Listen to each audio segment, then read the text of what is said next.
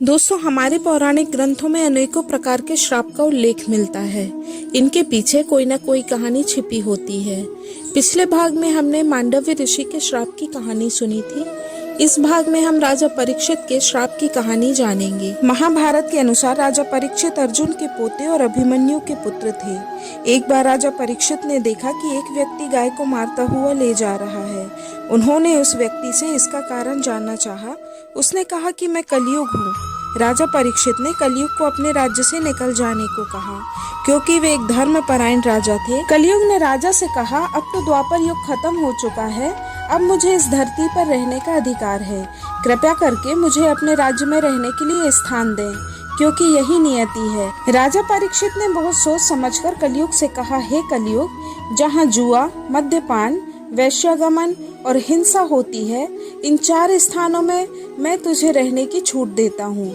इस पर कलयुग ने कूटनीति दिखाते हुए कहा, महाराज, आप जैसे धर्म प्रतिज्ञ और धर्मात्मा राजा के राज्य में यह 4 स्थान तो हो ही नहीं सकते, तो भला मैं कहाँ रहूंगा? कृपा करके मुझे इनके अतिरिक्त कोई और स्थान दे। परीक्षित ने बहुत सोच विचार करने के बाद कलयुग से कहा, ठीक है, तुम 4 स्थानों के अतिरिक्त स्वर्ण में निवास करो। बस यहीं पर राजा परीक्षित गलती कर गए। उनकी इस गलती का फायदा उठाकर कलयुग उन्हीं राजा परीक्षित के स्वर्ण मुकुट में बैठ गया और इस प्रकार द्वापर युग का अंत हुआ।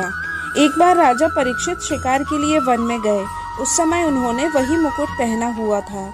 वे वन्य पशुओं के पीछे दौड़ने के कारण प्यास से व्याकुल हो गए और जलाशय की खोज में इधर उधर घूमते घूमते शमीक ऋषि के आश्रम में पहुंच गए।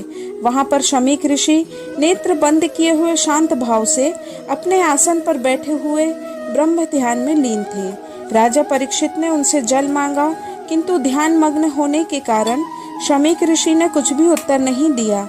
सिर पर स्वर्ण मुकुट पर निवास करते हुए कलयुग के प्रभाव से राजा परीक्षित को प्रतीत हुआ कि यह ऋषि ध्यानस्थ होने का ढोंग कर रहा है और मेरा अपमान कर रहा है। उन्हें ऋषि पर बहुत क्रोध आया। उन्होंने अपने अपमान का बदला लेने के उद्देश्य से पास ही पड़े हुए एक मरे हुए सांप को अपने धनुष की नोक से उठाकर ऋषि के गले में डाल दिया और अपने नगर वापस लौट गए। शमीक ऋषि तो ध्यान में लीन थे। उन्हें पता ही नहीं चला कि उनके साथ राजा ने क्या किया।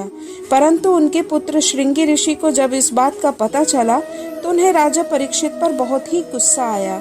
श्रृंगी ऋषि ने सोचा कि यदि यह राजा जीवित रहेगा तो इसी प्रकार साधु सन्यासियों का अपमान करता रहेगा। इस प्रकार विचार करके उस ऋषि कुमार ने अपने कमंडल से अंजलि में जल लेकर मंत्रों से अभिमंत्रित करके राजा परीक्षित को यह श्राप दे दिया कि जा, तुझे आज से 7वें दिन तक्षक सर्प डस लेगा। कुछ समय बाद शमीक ऋषि की समाधि टूटने पर उनके पुत्र श्रृंगी ऋषि ने उन्हें राजा परीक्षित के कुकृत्य और अपने श्राप के विषय में बताया। श्राप के बारे में सुनकर शमीक ऋषि को बहुत दुख हुआ। उन्होंने कहा, अरे मूर्ख, तूने घोर पाप कर डाला। जरा सी गलती के लिए तूने उस भगवत भक्त राजा को घोर श्राप दे डाला। मेरे गले में मृत सर्प डालने के इस कृत्य को राजा ने जानबूझकर नहीं किया है। उस समय वह कलयुग के प्रभाव में था। उसके राज्य में प्रजा सुखी है और हम लोग निर्भीकता पूर्वक जप तप यज्ञादि करते रहते हैं।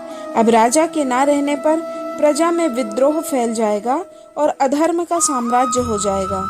यह राजा श्राप देने योग्य नहीं था, पर तूने उसे श्राप देकर घोर अपराध किया है।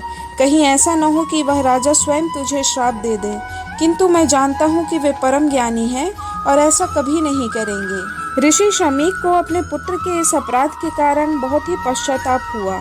राजगृह में पहुंचकर जब राजा परीक्षित ने अपना मुकुट उतारा तो कलयुग का प्रभाव समाप्त हो गया और ज्ञान की फिर से उत्पत्ति हुई।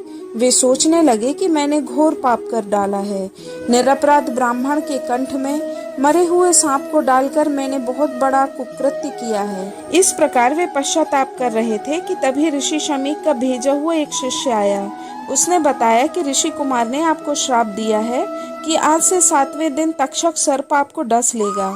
राजा परीक्षित ने शिष्य को प्रसन्नता पूर्वक आसन दिया और बोले, ऋषि कुमार ने श्राप देकर मुझ पर बड़ा उपकार किया है। इसके बाद कहा जाता है कि अपने बचे हुए 7 दिन में राजा परीक्षित ने अपने द्वारा किए हुए पाप से मुक्ति पाने के लिए भागवत कथा का श्रवण किया। इसके पश्चात 7वें दिन जब सर्प ने आकर उन्हें डस लिया और वह मृत्यु को प्राप्त हुए। दोस्तों, यह कहानी आपको कैसी लगी कृपया कमेंट करके ज़रूर बताएं। आशा है आपको वीडियो पसंद आई होगी।